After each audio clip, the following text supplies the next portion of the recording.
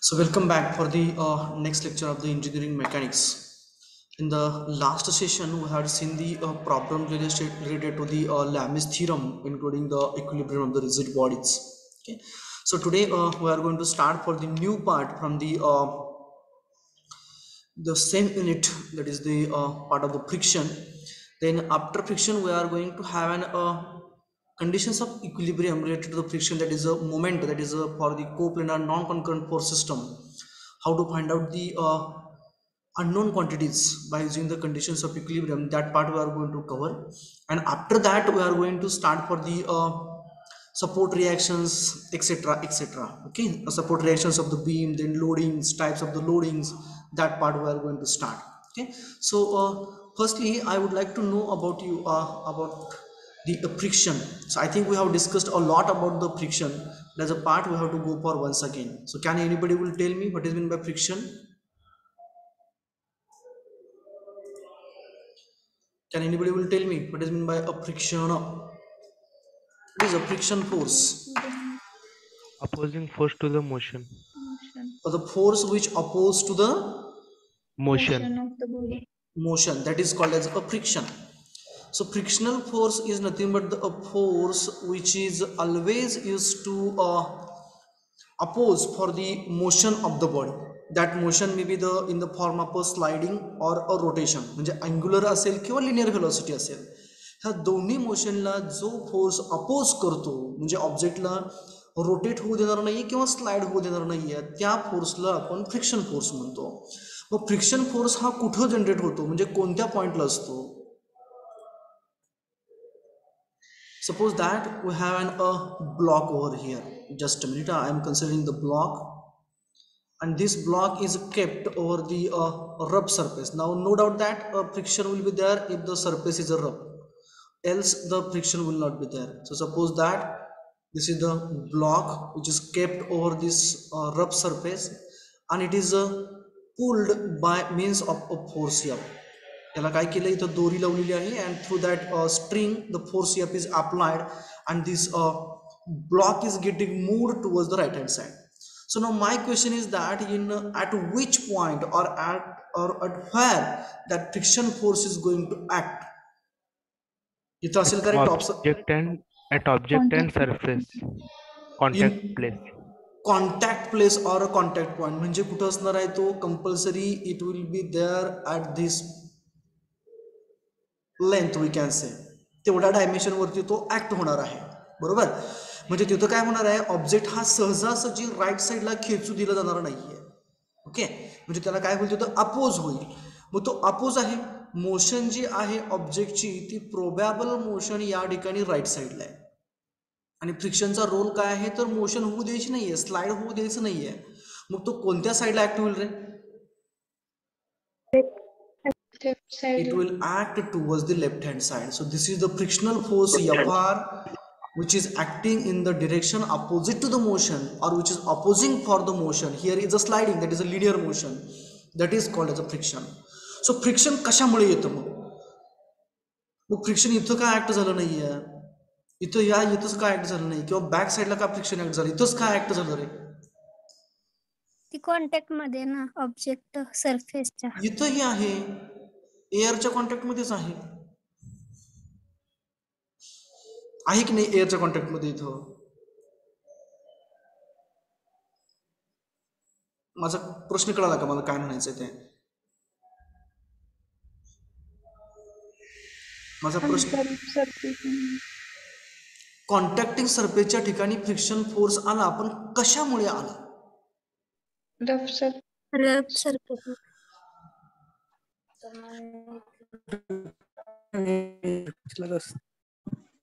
काय झालं म्हटलं, सरफेस काय झाला?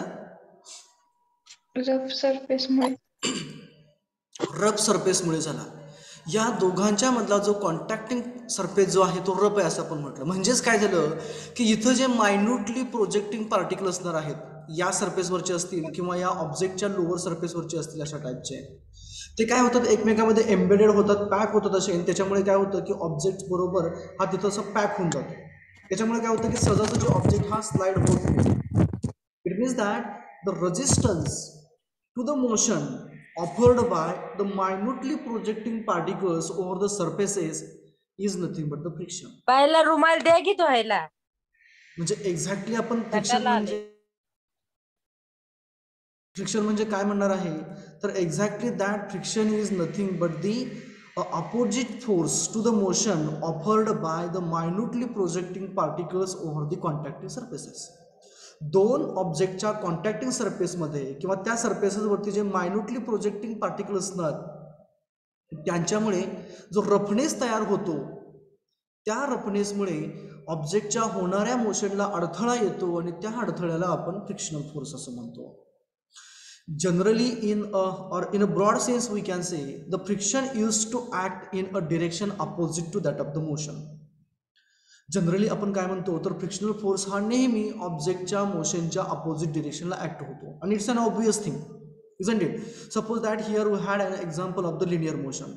If you consider the angular motion, then in case of the angular motion that a frictional force acts in the direction of angular motion but in the opposite direction of a linear motion, sorry, in the direction of linear motion but sorry in the opposite direction of linear motion and in the opposite direction of a angular motion. linear motionच्या same डायरेक्शनला frictional force act होतो angular केसमध्ये, परंतु ओमेगाच्या म्हणजे angular मोशनच्या opposite डिरेक्शनला act होतं. Suppose that here this is an a wheel which is a rotating with an angular velocity say omega. This is its angular velocity omega with which it is a rotating. Okay, इथं असं rotate होतं आणि असं पुढे असं घसरत घसरत म्हणजे सॉरी असं रोटेट होत पुढे चाललेलं आहे. त्यावेळेस याचे जे पार्टिकल्स असणार आहेत ते पार्टिकल्स काय करतात याच्यावरती ग्रीप पकडतात आणि पुढे घसरून जातात. त्यावेळेस या कॉन्टॅक्टिंग सरफेसच्या ठिकाणी फ्रिक्शन तयार होतं म्हणजे मोशनला अपोज तयार होतो.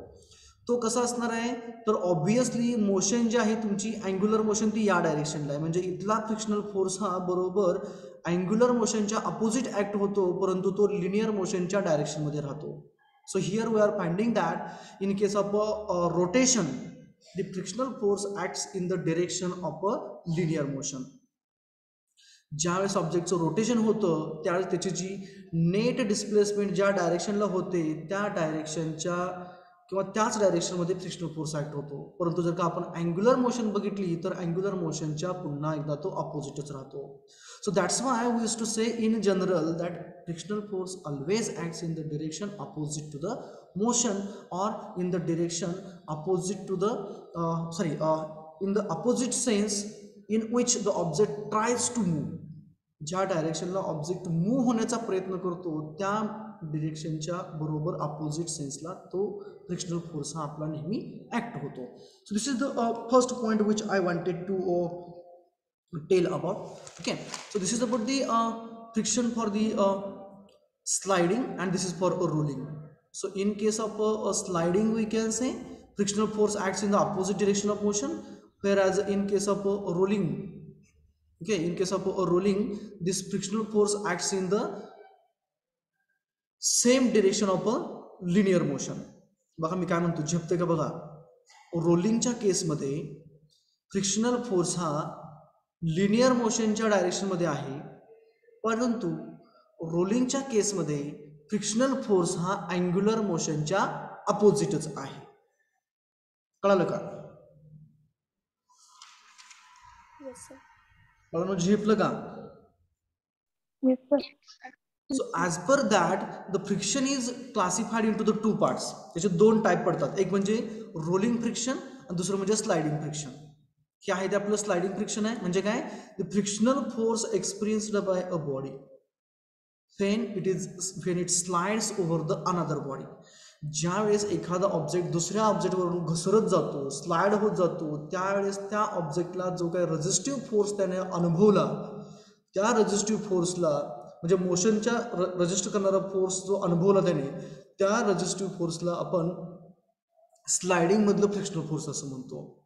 तेच रोलिंगमध्ये काय राहतं की ऑब्जेक्ट रोल होत असताना कॉन्टॅक्टिव्ह सरफेसच्या ठिकाणी त्या ऑब्जेक्टने जो काही रेझिस्टिव्ह फोर्स त्याच्या मोशनला एक्सपिरियन्स केला किंवा त्याला अनुभवला तो म्हणजे त्याचं झालं rolling friction. Okay, so can anybody will tell me the examples of a sliding friction and rolling friction? Sliding मधलं एखादं एक्झाम्पल सांगा बरं.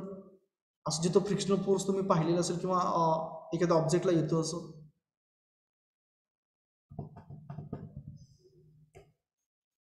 And similarly for the rolling also. Can anybody will? Pulling a box on a floor. Once again. Pulling a box on a floor. Pulling a box on the floor, exactly. At that time, the box is going to experience a frictional force while getting sliding over the floor. Great. Again. अगदी बरोबर आहे. Duster on blackboard. Duster on blackboard. Ideal example. When you used to rub the things which you had written or the things which you have written in the board, at that time we used to use a duster, okay, and we used to move that duster over it. That time the duster used to feel a frictional force, that is a sliding friction. Great. Rolling Opening a window. Great. Go ahead. Opening a window. Opening and a window. कोणता, sliding वाला window की panel वाला window? Sliding. Sliding वाला window ज्यावेळेस आपण open करतो म्हणजे त्याला आपण ढकलतो एका साईडला, बरोबर आहे का? त्यावेळेस ते खालच्या साईडला रोल असतात छोटे छोटे, बरोबर ना? किंवा आहे तसं तो त्या ग्रूव मधून तो स्लाइड होत जातो, त्यावेळेस तिथलं फ्रिक्शन हे स्लाइडिंग फ्रिक्शन आहे. अगदी बरोबर. Great. Anybody else?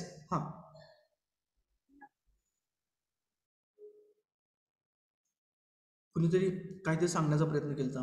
Go ahead. Marbles roll on the floor.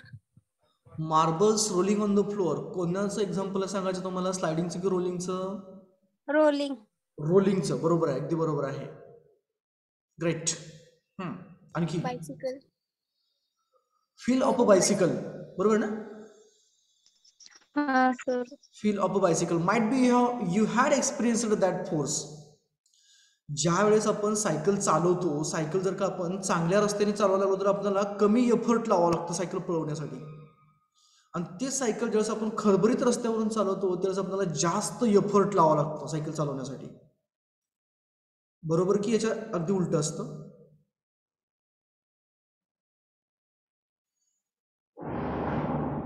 मी काय म्हटलं कळालं का बाळांनो? सायकल सर्वांना चालवते ती? Yes, sir. सायकल ज्यावेळेस तुम्ही कच्च्या रस्त्याने चालवताय आणि पक्क्या रस्त्याने चालवताय, कोणत्या केसमध्ये तुम्हाला जास्त फोर्स लावा लागतो रे? कच्च्या रस्त्याने आपल्याला, म्हणजे रफ रोडवरनं जाताना आपल्याला जास्त फोर्स लावा लागतो, कारण तिथं रफनेस जास्त आहे, म्हणजे फ्रिक्शन जास्त आहे, मोशनला अपोजिशन जास्त आहे. ते ज्यावेळेस आपण डांबरी रस्त्यावरून जातो किंवा कॉन्क्रीट रस्त्यावरून जातो, टारचा रोड असेल किंवा बिटुमिनसचा असेल किंवा कॉन्क्रीट रोड असेल, तिथं आपल्याला कमी एफर्टमध्ये आपली सायकल जास्त रन होते. Great. So at that time the wheels of that cycle used to experience a opposite force to the motion, that is a rolling friction.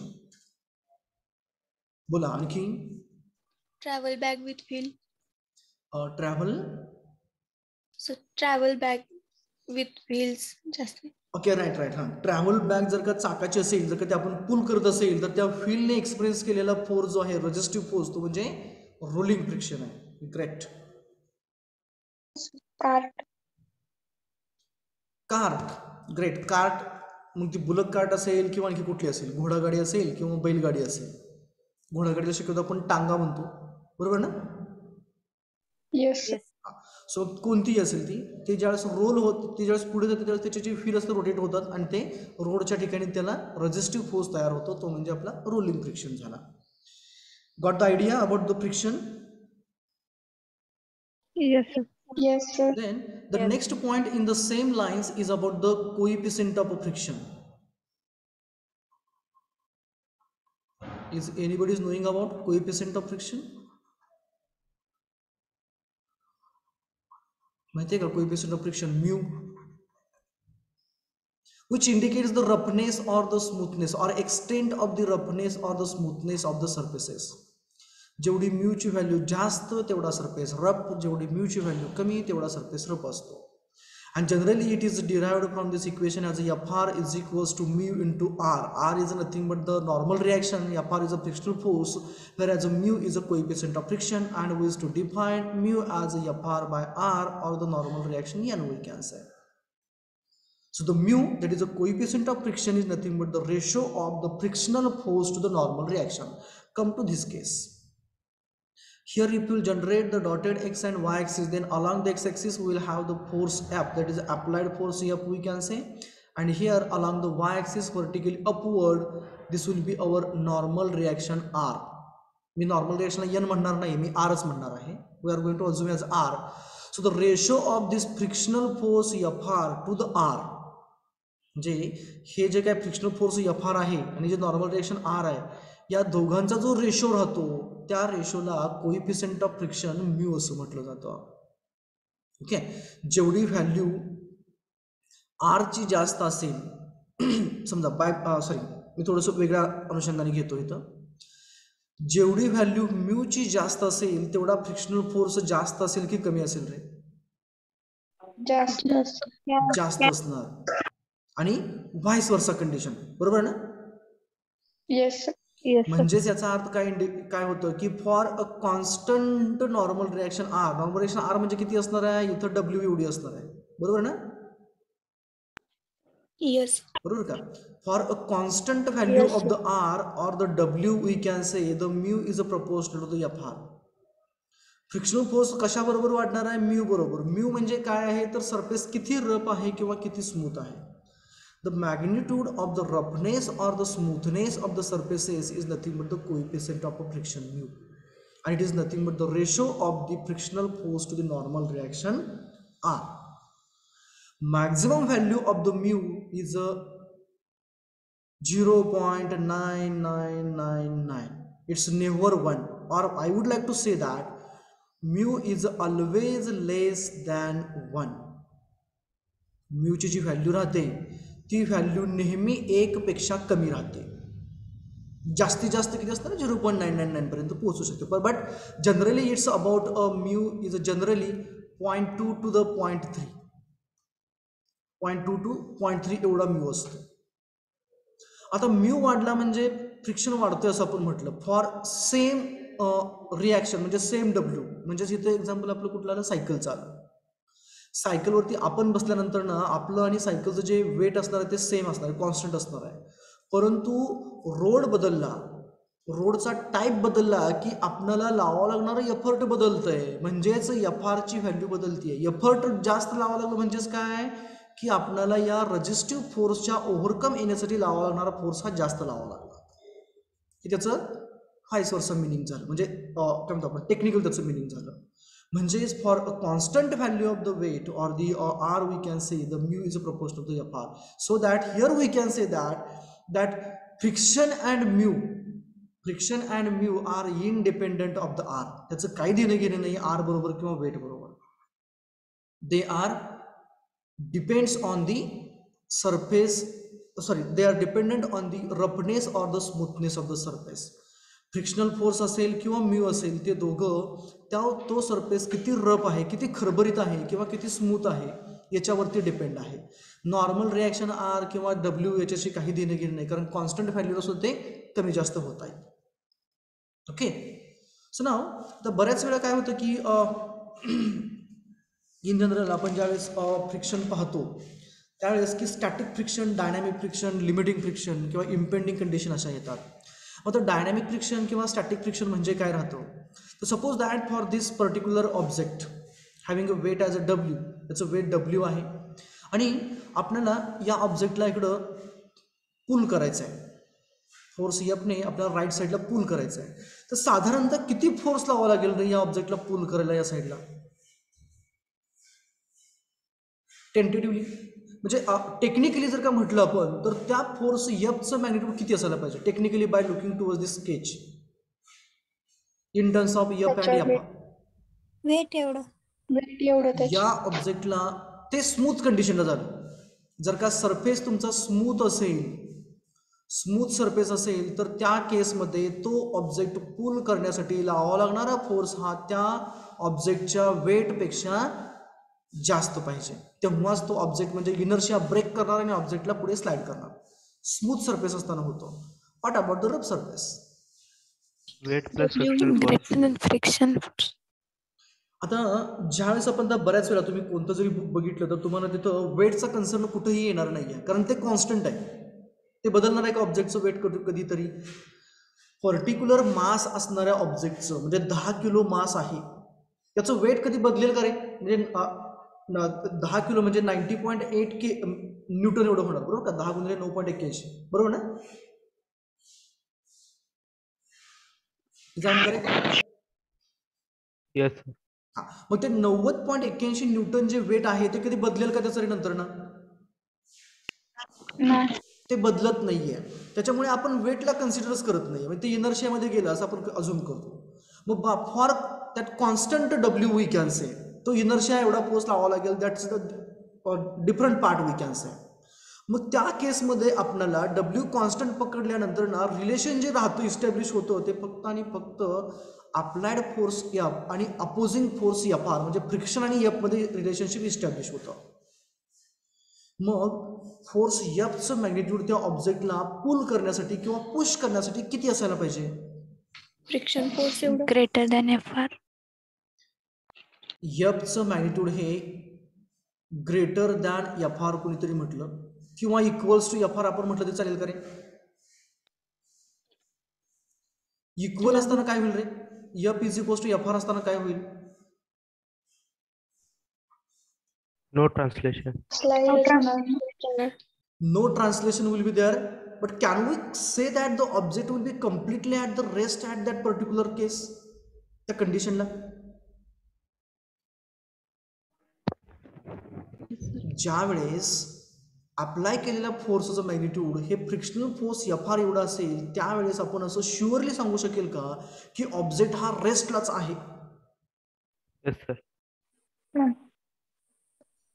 की तो मोशनमध्ये आहे? रेसलाच असणार. रेस्टलेस असणार.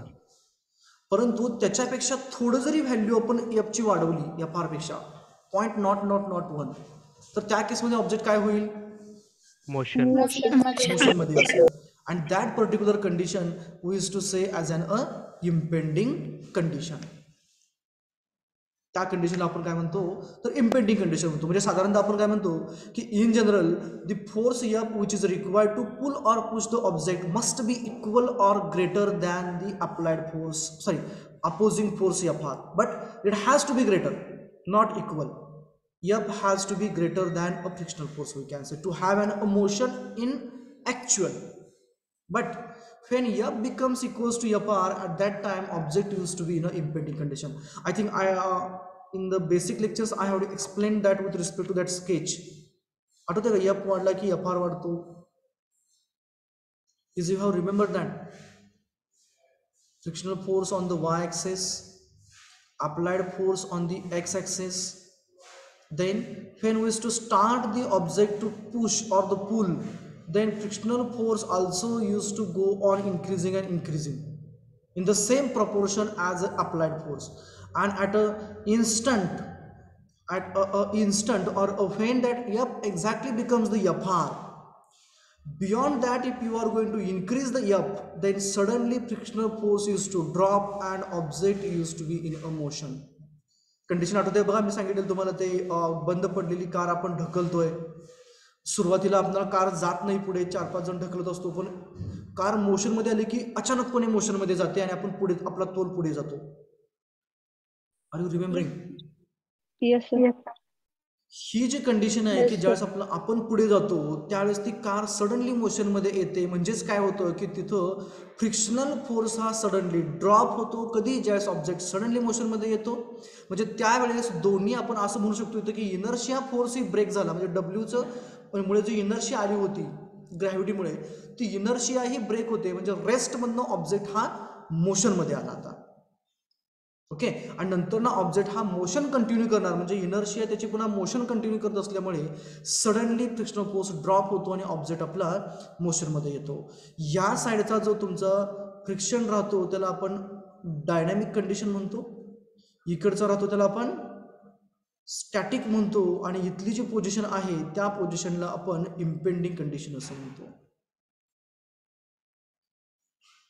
Impending means on the verge of motion. Might be you have remembered that धोबी का कुत्ता ना घर का ना घाट का. आठवते का मी सांगितलेलं उदाहरण? अरे मला आठवते का काय?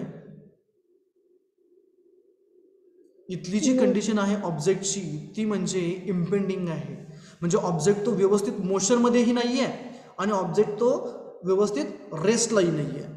थोडा जरी फोर्स वाढवला आपण स्मॉलर मॅग्निट्यूडमध्ये किंवा एकदम मायन्यूट मॅग्निट्यूडमध्ये तरी ऑब्जेक्ट मोशनमध्ये येणार आहे. आणि मायन्यूटली जर का आपण अप्लाय केलेला फोर्स कमी केला तर ऑब्जेक्ट हा कम्प्लिटली रेस्टमध्ये येणार आहे. That condition is called as impending condition at which the object is on the verge of motion. And if you are going to reduce the force, object will be on the verge of a completely at rest. And the frictional force experienced by the body at the impending condition is the largest value of the frictional force. त्याच्यापेक्षा frictional force वाढत नाहीये, तो suddenly drop होतो आणि नंतर ना पुन्हा frictional force suddenly कमी होतो. Okay, that is the condition we to have. इथला आपला इम्पेंडिंग कंडिशन मधला आपण फ्रिक्शन म्हणतो. That's value is the highest one. Okay, so now after this now we are going to discuss about the laws of a friction. मग फ्रिक्शनचे नियम काय काय आहेत किंवा काय काय असू शकतील. Might be you are aware about. काय काय आहेत रे?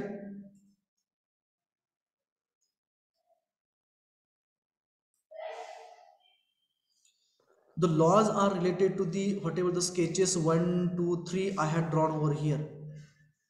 1, 2 and 3. या 3 डायग्रामच्या रिलेटेडच लॉ राहतात. पहिला लॉ काय असेल बाळांनो? फ्रिक्शनच्या बाबतीत आपण जे सुरुवातीपासून सुरुवात केलं फ्रिक्शनचं डिस्कशन तिथून सुरू होतो. Right. Frictional force always acts in the direction opposite of a motion. रोलिंगला अपोजिटच आहे, स्लायडिंगला अपोजिटच आहे, परंतु जर का तुम्ही रोलिंगच्या केसमध्ये लिनियर मोशन घेतली तर ते इन द डायरेक्शन आहे. ओके, व्यवस्थित त्याचं ते लक्षात ठेवा. पहिला, friction always acts in the direction opposite to the motion झाला. हा, देन नेक्स्ट. ती रिॲक्शनला परपेंडिक्युलर असते फ्रिक्शन. तसं आपल्याला म्हणता येणार नाही. मग ओके ओके, हां बर. जर का रिॲक्शनला परपेंडिक्युलर तर रिॲक्शन कशी येते तरी म्हणा. As per as this contacting surface is considered, with respect to contacting surface, how the reaction is acting? Perpendicular to the contacting surface. And frictional force related to the contacting surface? Parallel K along contacting surface. Frictional force acts along the contacting surface and reaction acts normal to the contacting surface. झेपलं बाळांनो? झेपलं का? Yes. Okay. Next one is till limiting value of the applied force. Limiting value म्हणजे इथली impending value. इथला जो force त्याला मी FL म्हणतो. म्हणजे काय आहे तो? Limiting value of the applied force आहे. जोपर्यंत लिमिटिंग व्हॅल्यू अप्लाइड केलेल्या फोर्सची येत नाहीये किंवा तिथपर्यंत आपण पोहोचत नाहीये तोपर्यंत F आणि FR यांच्यातलं रिलेशन काय आहे रे?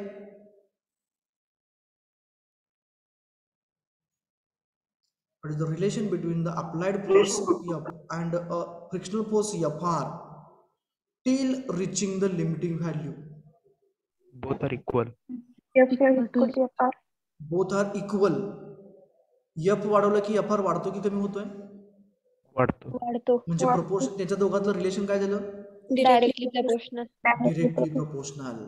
Means till the limiting value of the frictional force is reached, जोपर्यंत फ्रिक्शनल अप्लाइड केलेल्या फोर्सची लिमिटिंग व्हॅल्यू पर्यंत आपण जात नाही किंवा फ्रिक्शनची लिमिटिंग व्हॅल्यू आपण म्हणूया, दोघांपैकी कोणता जर म्हटलं चालेल, ती लिमिटिंग व्हॅल्यू जोपर्यंत मिळत नाही आहे तिथपर्यंत आपण पोहोचत नाही आहे अप्लाय केलेल्या फोर्सने, तोपर्यंत अप्लाय केलेला फोर्स आणि फ्रिक्शनल फोर्स दोघं एकमेकांना डिरेक्टली प्रोपोर्शनल आहेत.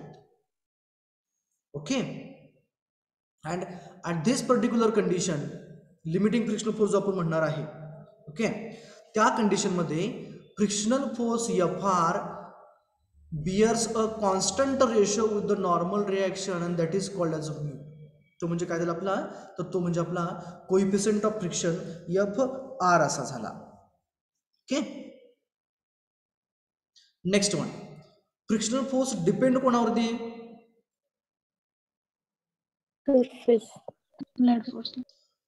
Frictional force is always dependent on the roughness or the smoothness of the surfaces. It doesn't depend on the area of contact or the weight of the body. Frictional force हे बॉडीचं weight किती आहे किंवा त्याचा contact area किती आहे दोन ऑब्जेक्टचा त्याच्यावरती डिपेंडंट नाही आहे. It depends on how surface is a rough और how surface is a smooth. आता तुम्हाला बेस्ट एक्झाम्पल द्यायचं म्हणजे तुम्ही ते हे बघितलं का, हेक्सॉ बघितलंय? हेक्सॉ पाहिलंय का? नाही सर. डायग्राम काढलं तुम्ही म्हणणार आम्ही पाहिलं. आता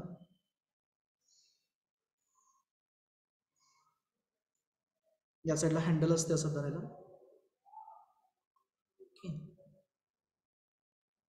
हे त्याचे टीथ असतात, which is used for cutting the trees or branches or the pipes. हो सर पाहिलंय. Yes sir. पाहिलं ना येस सर्वांनी? सर. हो सर. तर मला सांगा, येस सर. या टीथची जी लेंथ, मी त्याला याला लेंथ म्हणतो किंवा हाईट म्हणूया, याची ही हाईट जास्त असेल तेव्हा आपल्याला हा हेक्सॉ म्हणजे आपण कर्वत म्हणतो मराठीमध्ये, तो हेक्सॉ ऑपरेट करताना आपल्याला जास्त फोर्स लावा लागतो की हाईट कमी झाल्यानंतर जास्त फोर्स लावा लागतो रे? हाईट जास्त असल्यावर. हाईट जास्त हाईट असताना. जास्त असली. आता हाईट जास्त आहे म्हणजेच काय, हा सरफेस किती आहे, हा एकदम शार्प एज आहे, बरोबर आहे का? बरोबर ना? हाईट जास्त म्हणजे सरफेस सॉरी त्याची एज जी आहे पुढची एकदम स्मॉल आहे, टीप आहे त्याला. त्यावेळेस कॉन्टॅक्टिंग एरिया याचा आणि याचा किती असेल रे, या पाईपचा आणि त्याचा? खूप कमी असणार आहे, बरोबर ना? निग्लिजिबल असणार आहे. परंतु त्यावेळेस ते मोशनला किती अपोज करत आहे, म्हणजे तो एक फ्रिक्शनल फोर्स आहे, रफ आहे ते, त्याच्यामुळे फ्रिक्शन जास्त आहे. ओके. आणि ते जर का आपण काय केलं, एक असं दुसरं आपण वुडन प्लॅंक घेतली, लाकडी फळी घेतली अशी, ओके, लाकडी फळी घेतली आणि लाकडी फळी आपण त्या वुडन प्लॅंकवरनं किंवा दुसऱ्या त्या लाकडावरनं आपण तिला घासली अशी, त्यावेळेस आपल्याला फोर्स जास्त लावा लागतो, कमी लावा लागतो रे?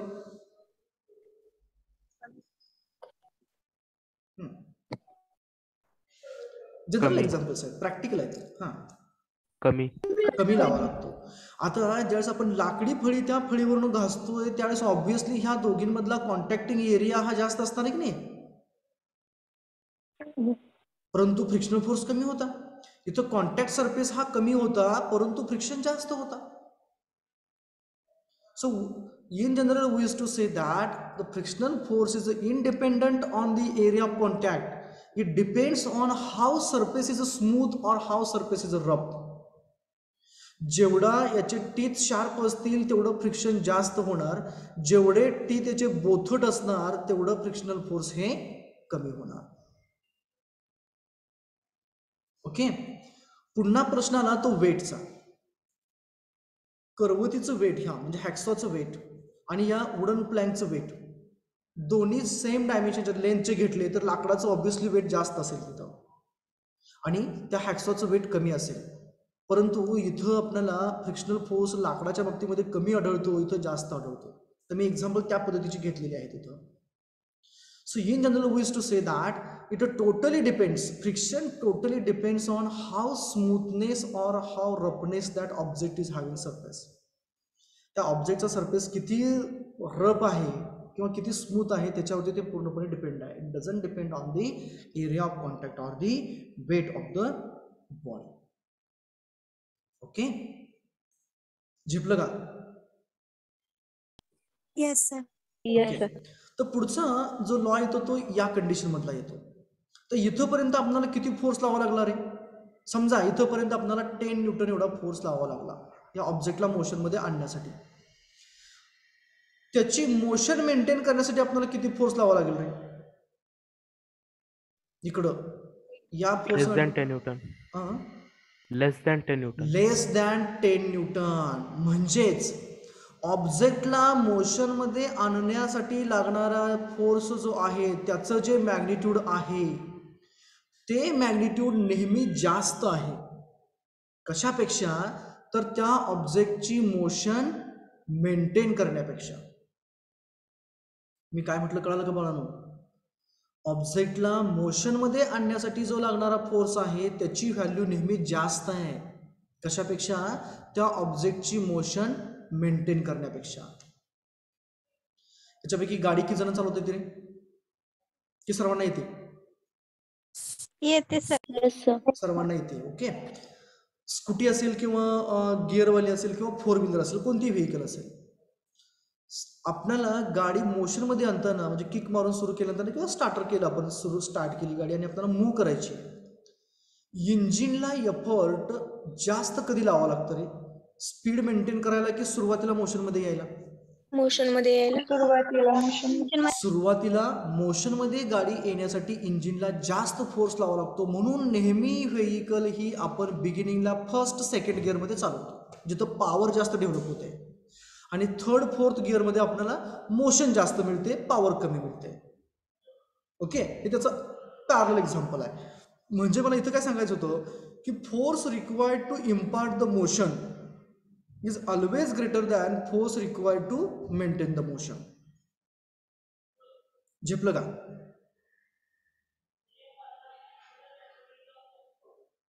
झेपलं का? Yes sir. करा sir.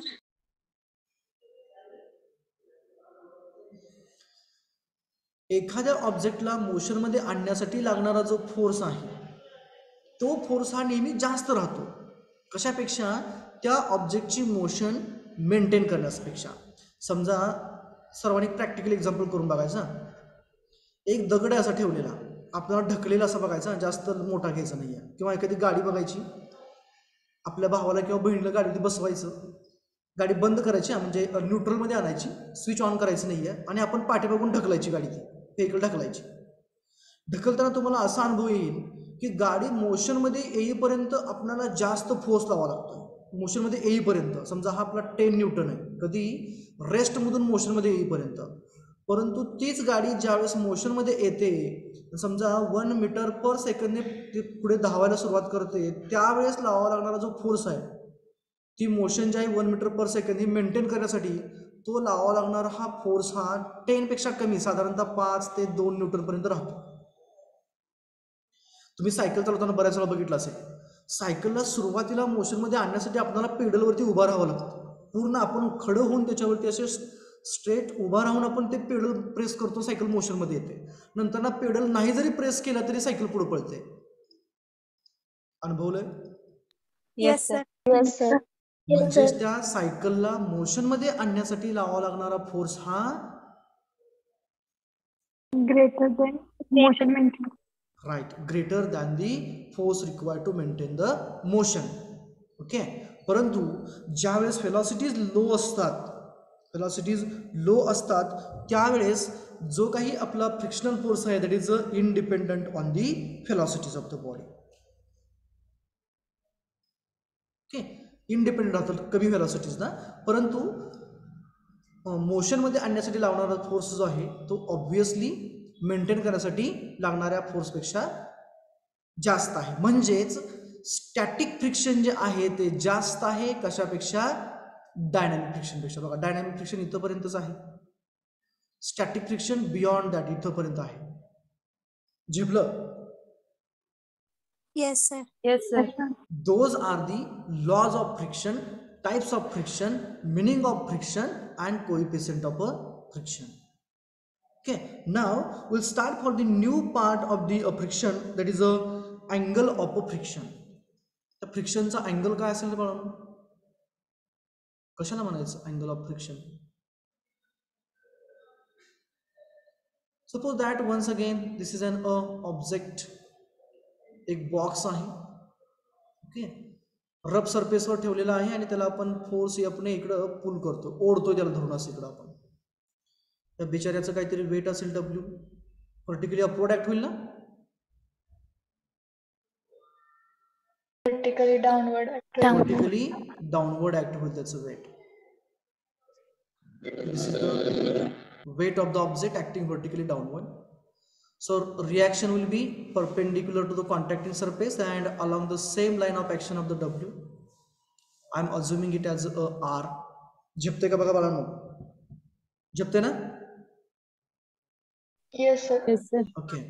Then the frictional force, it will be there along this contacting surface, and its direction will be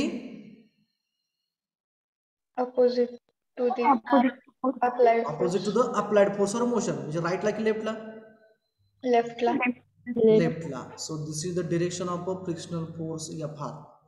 तर ग्राफिकली जर का आपण या दोघांचा रिझल्टंट काढला, कोणाचा, फ्रिक्शनचा आणि रिझल्टंटचा, सॉरी रिॲक्शनचा, फ्रिक्शनचा आणि ह्या नॉर्मल रिॲक्शन आरचा जर का आपण ग्राफिकली रिझल्टंट काढला तर तो साधारणतः काय येईल, हा एक वेक्टर असेल आपला, बरोबर ना. आपला आर हा वेक्टर असेल, आर बार म्हणू आपण त्याला. आर बार म्हणजे कोण आहे, रिॲक्शन आहे, आणि फ्रिक्शन आपली इथं असेल कुठंतरी. समजा मी मॅग्निट्यूड घेतो दोघांचं म्हणजे आपल्याला क्लिअर होईल सगळंच ते. Suppose that W is a 10 Newton, तर W 10 आहे म्हणजे आर किती असेल रे? 10 Newton. 10 न्यूटन असणार.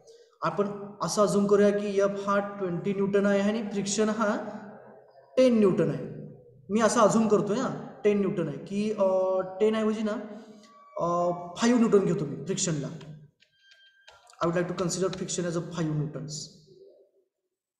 टाइम बिंग घेतले म्हणजे 0.1 एवढं 20/5 म्हणजे 0.4 ना रे, म्यूची व्हॅल्यू 0.4 जी काय असेल ते असेल, क्लिअरली त्याचं काही देणे घेणं नाही आपल्याला, हे असं कन्सिडरेशन आहे. तर इथं आपण जर का रिझल्टंट काढला कोणाचा, Fr आणि आरचा ग्राफिकली. समजा मी पहिला Fr रिप्रेझेंट करतो. आता इथं स्केल घेतो मी, समजा 5 newton is equals to 2 centimetre एवढं मी स्केल घेतलं. पहिला मी Fr ची लाईन ड्रॉ करतो. जर का मी Fr ची लाईन ड्रॉ कट केली तर तिची मॅग्निट्यूड किती असेल रे, लेंथ किती असेल? 2 सेंटीमीटर असेल, बरोबर ना, कारण 5 इज इक्वल्स टू 2 सेंटीमीटर आहे, हा 5 न्यूटन आहे, डिरेक्टिंग टुवर्ड्स द लेफ्ट आहे. This will be our Fr bar is equals to 2 centimetre. तर पुढे कोण आहे, रिॲक्शन आहे, तिचं मॅग्निट्यूड किती आहे? 10 न्यूटन म्हणजे किती सेंटीमीटर असेल रे? 4 सेंटीमीटर. 4 सेंटीमीटर म्हणजे एक्झॅक्टली याच्यात डबल असेल, बरोबर ना. So I am assuming that it's up to this one. This is our reaction R bar is equals to 4 centimeter.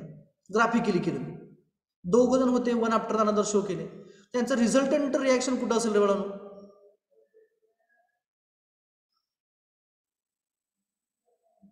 या दोघांची रिझल्टंट कुठं असेल, या दोघांचा कसा असेल? Incline. कुठून स्टार्ट होईल, कुठे एंड होईल? इथून स्टार्ट होईल आणि इथं एंड होईल, बरोबर ना. Yes, sir. आणि त्याचं डिरेक्शन काय असेल रे? Upward. It will B vertically upward. अगदी बरोबर. ट्रायंगल ऑफ फोर्स तयार झाला, बरोबर ना. Yes. Yes, sir. हा. And this is a theta. Theta कुणी केला?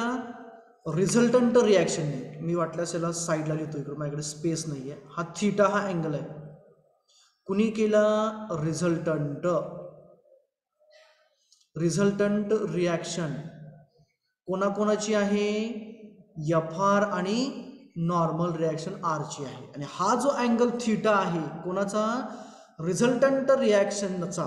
कोणाबरोबर? व्हर्टिकल बरोबरचा, त्याला म्हणायचं अँगल ऑफ फ्रिक्शन. झिपलं का? Yes, sir. So can anybody will tell me, can anybody will define it now? तुम्ही डिफाईन करेल, कसं जमेल तसं करा. अँगल ऑफ फ्रिक्शन डिफाईन करायचं आपल्याला. Angle made by resultant with the reaction is known as angle of friction. पण तिथं आपल्याला मेन्शन करावं लागेल बघा, रिझल्टंट कोणाचा. रिझल्टंट कोणाचा तिथं? FR आणि reaction. Normal reaction. FR आणि नॉर्मल रिएक्शन. Normal reaction. म्हणजे आपल्याला व्यवस्थित डिफाईन कसं करता येईल, तर angle made by a resultant reaction of frictional force and normal reaction with respect to the normal reaction is nothing but the angle of friction. Angle of friction. बरोबर. आता ज्या वेळेस इम्पेंडिंग कंडिशन असेल, ही कंडिशन असेल, okay, इथली condition आहे, त्यावेळेचा समजा तुमचा फ्रिक्शन हा मॅक्सिमम आहे, त्यावेळेचा तुमचा फ्रिक्शनल फोर्स जो आहे तो मॅक्सिमम आहे. त्यावेळच्या कंडिशनमध्ये जी व्हॅल्यू थिटाची राहते FR मॅक्स असताना तिला limiting value of a friction असं म्हटलं जातं. आणि तो अँगल जो होतो आपला तो limiting angle of a friction असतो. त्याच्या बियॉन्ड अँगल वाढणार नाही आहे कधी, ज्या वेळेस तुमचं फ्रिक्शन मॅक्सिमम असेल. आता इथं आपण 5 न्यूटन घेतले आणि ऑब्जेक्ट जर का इम्पेंडिंग कंडिशनला असेल तर याच्यापेक्षा फ्रिक्शन वाढणार आहे का? नाही आहे. म्हणजे इथं तुमचा अँगल थिटा जो होतो तो थिटा म्हणजे लिमिटिंग अँगल ऑफ फ्रिक्शन होतो. आता हा तयार झालेला आपला राईट अँगल ट्रायंगल आहे, बरोबर ना? येस. हा थिटा आहे आपला, अपोजिट साइड माहिती आहे, ऍडजस्टंट साइड माहिती आहे, म्हणजे टॅन थिटा आपल्याला घेता येईल, बरोबर का? Tan theta is equals to FR by R असेल. अरे बघा बरोबर का मी काय म्हणतो ते? हा sir. Yes, sir. Tan theta is equals to FR by R आहे. आपल्याला माहिती आहे FR बाय R म्हणजे काय असतं?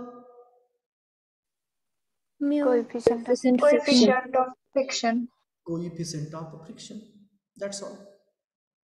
जर का म्यू दिलेला नसेल तर FR बाय R करायचं, किंवा बऱ्याच वेळा directly limiting angle of theta दिलेला असतो त्याच्यावरून डायरेक्टली आपल्याला कोइफिशियंट ऑफ फ्रिक्शन मिळतो. कळालं? हो sir. Yes, sir. So theta is nothing but the angle of friction. आणि त्याची मॅक्सिमम व्हॅल्यू किती असणार आहे, तर maximum value in the sense maximum will be the limiting value of the friction, म्हणजे त्याच्या बियॉन्ड तो वाढणार नाहीये. कळलं? Yes sir. कळलं. आता याच्या अनुषंगाने पुढचं जे येतं ते म्हणजे cone of friction. I would like to go for that also. Cone of friction. सर्वांना कोन माहिती का? Yes, sir. हो सर. ओके. कसा असतो रे दिसायला कोन? कोणासारखा असतो म्हणू नका. कोणच्या? चॉकलेटचा कोन वगैरे असतं ना, चॉकलेटचाच ना, आईस्क्रीमचा कोन असतो, बरोबर? Ice cream. साधारणतः असं असतो, बरोबर ना? साधारणतः म्हणतो मी,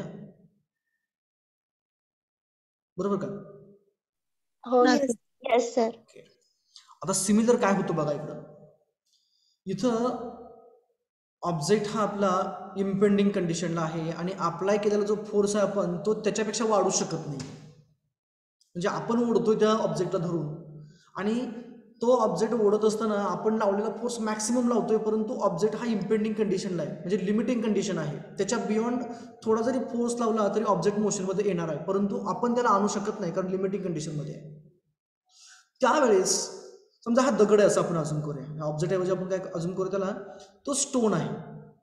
तर स्टोन आहे म्हणजे गोल असणार, असा दिसेल. कसा दिसेल? माऊस आहे का? नाही देखील. समजा असा आहे, असा ऑब्जेक्ट, असा स्टोन आहे, याला आपण इकडं धरून ओढतोय. असं आपलं जेवढं आपल्याकडे आपण काय म्हणतो बळ आहे तेवढ्या बळाने आपण त्याला ओढतोय, परंतु तो काय बिचारा जाग्याने हालत नाहीये. परंतु आपल्याला कळालंय की जर का आणखी थोडा फोर्स लावला तर तो बरोबर मोशनमध्ये येणार आहे.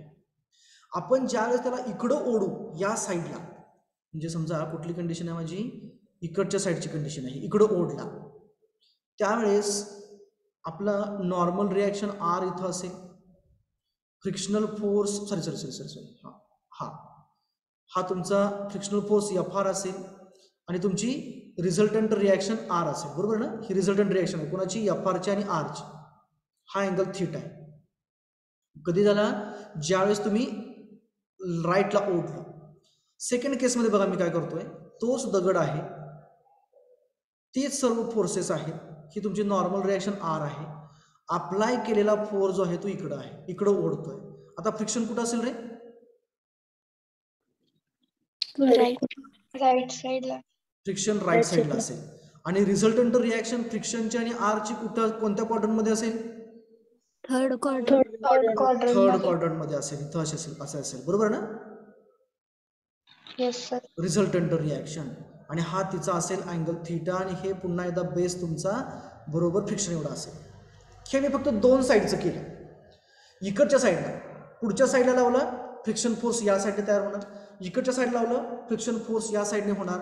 म्हणजेच काय होतं तर ही जी आपली रिझल्टंट रिॲक्शन आहे ती काय करते तर खाली असं कोन शेप जनरेट करते. त्याला म्हटलं जातं कोन ऑफ फ्रिक्शन. म्हणजेच काय तर इन्व्हर्टेड कोन आहे, बरोबर ना? इन्व्हर्टेडच आहे ना की रेग्युलर आहे? इन्व्हर्टेड आहे sir. Inverted. So inverted cone generated by a resultant reaction R. कोणाकोणाची ती रिझल्टंट रिॲक्शन आर? फ्रिक्शन आणि नॉर्मल रिॲक्शनची आर आहे. Having semi circular angle. Having semi circular म्हणजे कुठला कळलं का? हा आता तयार होणार आहे काय असं सर्कल तयार होणार, ते काढलंय बघा आपण. हे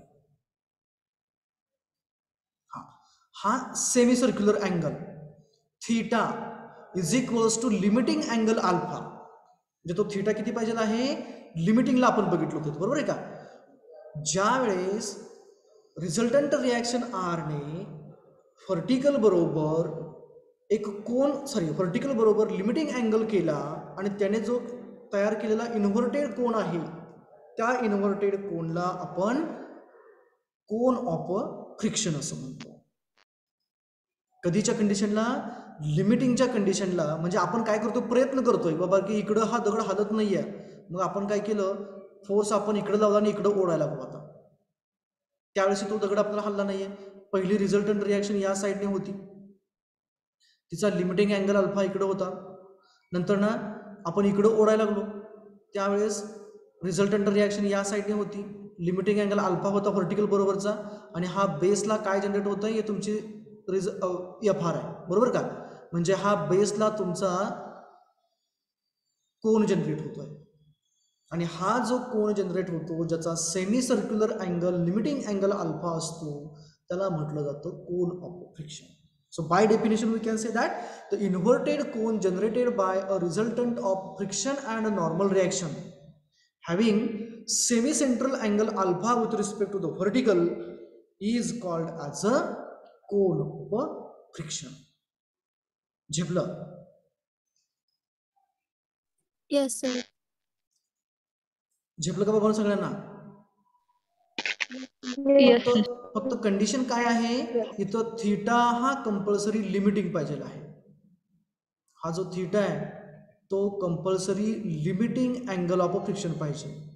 त्याच्या बियॉन्ड जर का त्याच्यापेक्षा जर का कमी झाला लिमिटिंगपेक्षा तर ऑब्जेक्ट पूर्णपणे रेस्टला असणार आहे. म्हणजे इम्पेंडिंग कंडिशनच्या वेळचं जी कंडिशन आहे तयार होणारी ती म्हणजे लिमिटिंग कोन ऑफ फ्रिक्शन आहे. ओके. याच्या पुढचा म्हणजे angle of repose. Next terminology is angle of repose. मी पाठीमागं तुम्हाला एक्सप्लेन केलं होतं, हे आठवतंय का? सांगा बरं कुणीतरी का नाही? आपण कशाचं एक्झाम्पल घेतलं होतं इथं अँगल ऑफ रिपोजला?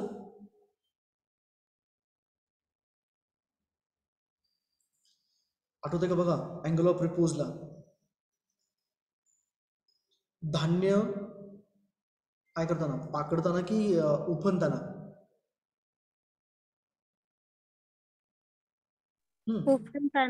उफनतानाचं कंडिशन आठवते का बघा? आपल्याकडे कसं काय असतं, हे सूप असतं, बरोबर ना? बरोबर का? Yes sir. याच्यामध्ये हे पूर्णपणे धान्य असतं, ग्रेन्स असतात.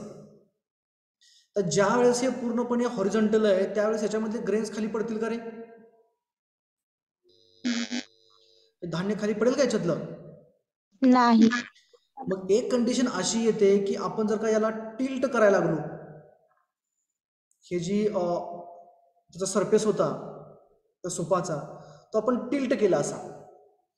सुरुवातीला त्याचा अँगल एक्स ॲक्सिस म्हणजे पूर्णपणे हॉरिझॉन्टल होतं. आता थोडंसं व्हर्टिकल केलं, या अँगलने व्हर्टिकल केलं, हे सूप आहे आपलं. याच्यामधले काय होतात, हे जे धान्य आहे, हे जे ग्रेन्स आहेत, हे ग्रेन्स एका पर्टिक्युलर अँगलला खाली घसरायला सुरुवात होते.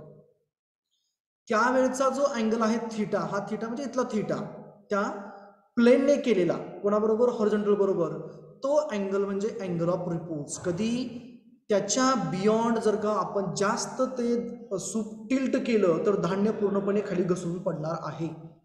That is called as a angle of repose. झेपलं का? येस पॅरलल एक्झाम्पल सांगा बरं याची.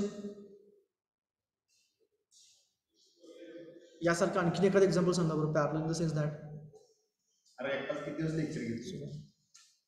Angle of repose. हां बोला, आणखीन एखादं एक्झाम्पल सांगा याचं. हे मी धान्याचं घेतलं, सूप असते, आपण सुपामध्ये धान्य पाकडतो आणि नंतर त्याला उफणतो, उफणण्यासाठी आपण त्याला टिल्ट करतो ते आणि खाली पाडतो. हे असं राहतं आपलं. सुरुवातीचा हॉरिझॉन्टल प्लेन आहे, नंतर काय करतो आपण, याच्यावरती काहीतरी ग्रेन्स ठेवतो. समजा ग्रेन्स म्हणजे हा आपला हा बॉक्स आहे. ओके, सुरुवातीच्या हॉरिझॉन्टल पोझिशन, आता टिल्ट करा आपल्याला. एक कंडिशन अशी येते की हे याच्यावरून खाली घसरायला सुरुवात होते. घसरायला का, हा जो अँगल आहे त्याने केलेला हॉरिझॉन्टल बरोबरचा इथला, आता हा या प्लेनचा अँगल हॉरिझॉन्टल बरोबरचा जो आहे, किंवा इथला म्हणूया आपण, हा अँगल म्हणजे अँगल ऑफ रिपोज आहे. त्याच्या बियॉन्ड गेलं की खाली पडतो. झिपलं का आता? Yes sir. येस. आणखी याचे भरपूर एक्झाम्पल आहेत, सांगा बरं बघू, कोणाला सांगता येतात का? इनक्लाइन प्लेन मध्ये बॉक्स खाली असं सरकत येतो की. राईट, हां, त्यावेळेचा बी तो अँगल ऑफ रिपोज पेक्षा जास्त आहे, कारण त्याच्यामुळे ते स्लाइड व्हायला लागलं. इम्पेंडिंग कंडिशन इन्क्लाइन प्लेनवरची, त्यावेळेचा अँगल म्हणजे लिमिटिंग अँगल आहे. डंपर बघितलंय, डंपर Yes, हा sir. हा सर. हा बघितलंय का सर्वांनी? Yes. त्याच्यामधलं मटेरियल जे असतं, मग काही असेल, सँड असेल, मुरुम असेल, त्यानंतर आपली कोर्स ॲग्रिगेट असेल म्हणजे खडी असेल, स्टोन मेटल म्हणतो आपण त्याला, ती आणल्यानंतर ना ते डंपरमधनं आणलेलं मटेरियल डंप करण्यासाठी म्हणजे रिलीज करण्यासाठी काय करतात ते डंपरला? त्या सुरुवातीला मागून उचलतात. मागून की पुढून? पुढून पुढून उचलतात. मागून की पुढून असते बघा बरं जरा. पुढून असते. पुढून. हे पहा, साधारणतः ना, एक मिनिट, असं का व्हायला आहे, जस्ट एक मिनिट. हां, अरे एक मिनिट. हां, साधारणतः हे असं असतं, बरोबर आहे का? इथं याचं हे काय म्हणतो आपण त्याला शटर म्हणतो त्याला. इथं हिंज केलेलं असतं शटर, आपण त्याला फाळकं म्हणतो, बरोबर आहे ना? Yes, sir. हां, ते शटर इथं हिंज केलेलं असतं वरच्या साईडला. सुरुवातीला लॉक असतं, इथं असं लॉक लावलेलं असतं. हे खाली तुमचे व्हील वगैरे असतात. म्हणजे मी पूर्णपणे ड्रॉ करतो, म्हणजे तुमच्या लक्षात येईल मला काय म्हणायचं आहे ते एक्झॅक्टली. ओके, इथं याची पुढे बॉडी असते, इथं ड्रायव्हरचं केबिन वगैरे असतं. हे असं तुमचं मशीन राहतं, साधारणतः मी काढलेलं आहे. हे त्याचे व्हील राहतात. जास्त अंतर झालं का रे दोघांमध्ये? इथं समजा भरून घेतो, गॅप भरून घेतो मी इथला, इथंपर्यंत आहे असं हे. ओके, आणि याच्यामध्ये आपण काय केलंय, हे मटेरियल भरलेलं आहे. ज्यावेळेस ते रिलीज करायचं असतं त्यावेळेस काय केलं असतं, हे शटर इथनं ओपन केलं जातं आणि याला इथून लिफ्ट केलं जातं. पुढच्या साईडने असं स्वतः हॉरिझॉन्टल आहे, हे हळूहळू इकडून लिफ्ट केलं जातं असं, बरोबर ना? हा सर. ओके, हे लिफ्ट करायला सुरुवात करतात आणि एक पोझिशन अशी येते, त्या पोझिशनला याच्यामधले जे पार्टिकल्स आहेत, म्हणजे जी काय माती असेल, दगड असतील, वाळू असेल, खडी असेल, ते सर्वच्या सर्व मटेरियल खाली असं स्लाइड व्हायला सुरुवात होते. त्यावेळेचा याच्या प्लेनने, म्हणजे हा हॉरिझॉन्टल होता, इथं प्लेन आता इन्क्लाइन झाला, त्या प्लेनने केलेला अँगल हॉरिझॉन्टल बरोबरचा म्हणजेच अँगल ऑफ रिपोज झाला. ज्यावेळेस स्लाइड व्हायला सुरुवात होईल त्यावेळेस, स्लाइडिंग होते त्यावेळेस म्हणत नाही, on the verge of slide, that is angle of repose. झेपलं? Yes sir. सर्वांना झेपलं ना? Yes, sir. Okay, great. So this is all about the friction, direction of friction, then angle of friction, angle of repose, cone of friction, and laws of friction. Now related to this, the numericals are there. That part of the numericals and next part will go for the next lecture. Okay. Okay, sir. Thank you.